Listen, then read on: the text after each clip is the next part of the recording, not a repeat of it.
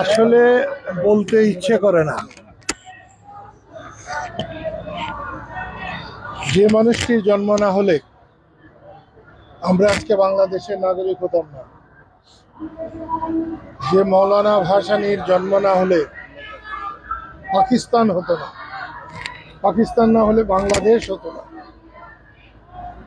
বাংলাদেশ না হলে আজকের আমাদের এই অবস্থা হতো না। তার অনাদর দেখে খুবই কষ্ট লাগে, খুব খারাপ লাগে। আজকে সকালে যে পত্রিকাগুলো পড়লাম, তেমন কোনো পত্রিকাতেই হুজুর মৌলানা ভাসানীর খুব একটা উল্লেখ নেই। দু একটাতে আছে খুব ছোট করে, একটা দুটাতে দেখলাম সেই ভিতরে। অতি সম্প্রতি বাংলাদেশে একটা মারাত্মক পরিবর্তন হয়েছে, কিন্তু অতীতকে বর্জন করে, অস্বীকার করে এই পরিবর্তন যদি কেউ করতে চায়, তাহলে সে আহাম্মকের স্বর্গে বাস করছে। দুদিন পরে তাদেরকেও এরকম হতে হবে। মানুষ খুব আশা করেছিল, কিন্তু গত এই 3 মাসে মানুষ সে আশার মতো ফল পায় নাই। সাধারণ মানুষের যে উপার্জন, তারা বাজারে যেতে পারছে না, তারা স্ত্রী পুত্র পরিবার নিয়ে খেতে পারছে না ভালোভাবে।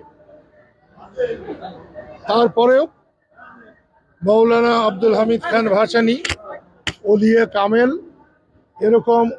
এরকম জনগণের বন্ধু এই উপমহাদেশে খুব কম আছে। আমি আল্লাহর কাছে প্রার্থনা করি, আল্লাহ যেন তাকে ব্যস্তবাসী করেন, তার উসিলায় বাংলাদেশের মানুষকে শান্তিতে রাখেন।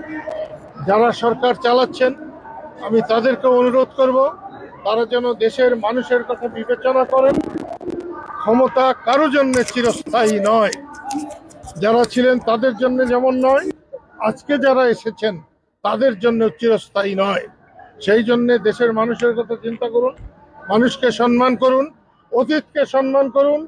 যাদের এই দেশের জন্য অবদান আছে তাদেরকে যথাযোগ্য সম্মান দিয়ে রাষ্ট্র চালাবার চেষ্টা করুন। এবং এই সময় আমি বলবো, আমি রাজনীতির সময় রাজনীতি করেছি, আমি এবাদতের সময় এবাদত করেছি, আমি যখন নামাজ পড়ি তখন নামাজই পড়ি। তারপরেও বলছি, এই অলি কামেলের বাজারে দাঁড়িয়ে বলছি, এই দেশের মানুষ চায় গণতন্ত্র, চায় ভোটাধিকার। শেখ হাসিনার এই রকম ন্যাক্কারজনক পতনের প্রধান কারণ, তিনি মানুষের ভোটাধিকারকে সম্মান করেন নাই।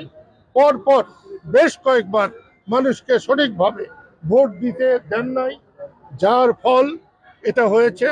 এবং দীর্ঘ সময় মানুষকে ভোটাধিকার ছাড়া রাখলে এখন যারা আছে তাদের পরিণত খুব ভালো হবে না, এটাই আমার বিশ্বাস।